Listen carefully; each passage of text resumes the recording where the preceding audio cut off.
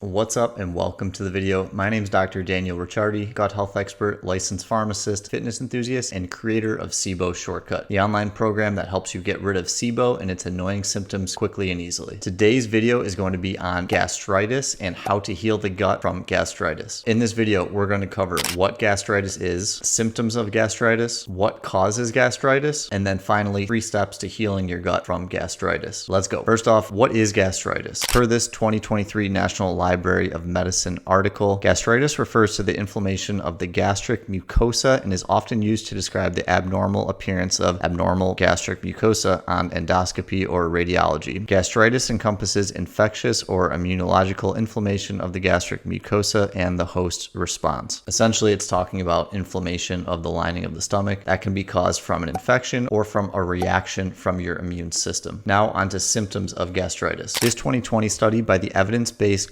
Complementary Alternative Medicine Journal showed common symptoms of gastritis. By looking at 526 people with chronic gastritis, it found that stomachache and gastric distension, which is bloating, seemed to be the 2 most common symptoms that people experience. This is followed by hiccups, belching, acid reflux, heartburn, and then some less common symptoms but still prevalent were abdominal bloating, nausea, abdominal pain, borborygmus, which is the gurgling sound made by your intestine, vomiting, diarrhea, and then early satiety, which means you feel full very soon after you start eating. And it has been researched that women do experience gastritis more frequently than men. The level of pain that you can experience can also range from low, which may be just mild nausea or a pressure feeling, but it can also be high, which includes severe pain, a strong burning sensation, and even vomiting. Moving on, what causes gastritis and how long does gastritis last? First major type of gastritis is called acute gastritis. Referencing this National Library of Medicine article again, this condition can develop due to various factors, including uremia, which is too much urea in blood, often caused by chronic kidney disease, ischemia, which is not enough blood, in this case to the stomach lining, shock, corrosive agents, medications such as nonsteroidal anti-inflammatory drugs or NSAIDs, radiation, trauma, severe burns, sepsis, which is a severe infection throughout your entire body, or bile reflux. And I'd like to add excessive alcohol consumption also to this list. If acute gastritis is caused by one of these factors, it typically only lasts a few days to a few weeks, and symptoms will normally resolve once the inflammation goes down. On the other hand, chronic gastritis. This is gastritis that does not go away within a few days to a few weeks, and there's usually other factors involved than the ones we just mentioned for acute gastritis. 2 common ones are 1, H. pylori. This is probably the biggest cause of the majority of cases of gastritis altogether. H. pylori is a spiral-shaped bacteria that is one of the few that can survive the strong stomach acid of the stomach. It can burrow its way down into the lining of the stomach for protection, which can lead to ulcers forming, causing gastritis. And then number 2, there's also autoimmune gastritis. This is when your body produces antibodies against the cells in the lining of your stomach. These antibodies attack a special type of cell called parietal cells, and they can also attack a protein called intrinsic factor, which is responsible for the absorption of vitamin B12. I will add, it's also suspected that H. pylori may be responsible for some of the cases of autoimmune gastritis. If you have chronic gastritis, this can last indefinitely if not properly addressed. With that said, now let's talk about the 3 steps to healing from gastritis. Step 1 is avoiding things that are going to make gastritis worse. That 2020 study by the evidence-based Complementary Alternative Medicine Journal also looked at what dietary habits were causing people's symptoms, as shown in this chart. It appears that per this study, eating too fast was by far the worst thing you can do with chronic gastritis, as it caused symptoms in about 53% of patients. This was followed by eating at irregular meal times and eating leftover food, although it didn't provide more clarification or details on the type of leftover food or how long it had been left over for. This study also looked at specific foods that may be causing more symptoms than others. Patients self-reported that sweets, spicy food, and meats seemed to cause more symptoms in patients with chronic gastritis. The rest of the foods listed were salty foods, very hot foods, pickled foods, snacks, sour foods, fried foods, barbecue, strong tea, and coffee. Again, it didn't provide clarification on which specific types of foods within these categories were causing symptoms. For example, we don't know if meats refers to highly processed deli meats or whole natural meat with 0 added ingredients, because this can make a gigantic difference. 2 foods that weren't looked at in the study were alcohol and carbonated beverages, and I would probably add these to this list as well. Step 2 is what to eat to improve gastritis. To the best of my knowledge, there is not one agreed upon gastritis diet that everybody should be doing. However, we do know that reducing inflammation is what we need to do. And there are various diets that have been studied that reduce inflammation, such as the paleo diet, evidenced here by this 2016 study by the Journal of Nutrition, and the anti-inflammatory diet from this 2014 study by Nutrition Journal. The foods that they're recommending vary from diet to diet. Some of them say avoid red meat. Other ones are going to say avoid legumes and grains. Ultimately, the one thing that all these diets have in common is that they only contain single ingredient foods and zero processed foods. There's a wide variety of foods that can give people symptoms, which I just showed you earlier. And ultimately, everybody is different. So therefore, eating just one ingredient whole foods that are not processed is probably the simplest, most straightforward way to know that you're eating what you should. A couple other dietary tips I'll add include eating smaller meals, eating slower, chewing very thoroughly, and having an eating schedule that works for you and that you stick to it. Important tip. As I mentioned previously, H. pylori is known to cause the majority of cases of gastritis. Some foods that have been shown in clinical studies that have the ability to fight H. pylori are broccoli sprouts, virgin olive oil, cranberry juice, and cow's milk. If you want to learn more about these foods that fight H. pylori, click this link here. And then step number 3, treatments for gastritis. I've mentioned H. pylori quite a bit, and we're going to mention it again here in treatments, because for the majority of people, treating H. pylori properly is necessary to get gastritis to go away. A common treatment for H. pylori is what is known as quadruple therapy, which includes 2 antibiotics, 1 proton pump inhibitor, and bismuth, which is the active ingredient in Pepto-Bismol. There's also herbal regimens that can be used. These may include agents such as mastic gum, oil of oregano, zinc carnosine, bismuth, probiotics, and fiber. For an example of an herbal regimen for H. pylori, click the first link down in the description below, and in the second link down in the description below, I'll also include a video discussing herbal H. pylori treatment. As for supplements that can help with gastritis, things that help regrow the mucus layer in the lining of the stomach can be very beneficial. This can include things such as slippery elm, DGL, aloe vera, zinc carnosine, and fiber supplements. And per this 2019 meta-analysis by Medicine Journal, probiotics improve the eradication rate and reduce side effects when assisting with the eradication of H. pylori. It goes on to say lactobacillus and multiple strains were the better choices for probiotic strains. So this means lactobacillus species by themselves, and then in this case, a combination of lactobacillus, bifidobacterium, and Saccharomyces boulardii, all used in combination. Finally, gastritis can cause you to have low stomach acid, and having good strong stomach acid is needed to absorb certain nutrients properly. With gastritis, this can cause your body to become deficient in these nutrients, some of them including vitamin B12, magnesium, calcium, and iron. If you have chronic gastritis, it may be helpful to supplement with these nutrients in some cases. And finally, what happens if you go a long time without treating gastritis? If gastritis goes a long time without being treated, it can cause a loss of gastric glandular cells, which are the ones responsible for producing stomach acid and mucus to protect the lining of the stomach. And this change can be permanent, and it can also make it more likely to have stomach cancer down the road. That is all for today. If you enjoyed the video or found it helpful, please like and subscribe to my channel for more related content. I post a new video every Monday and YouTube shorts throughout the week. Thanks so much for watching, and I'll see you in the next video.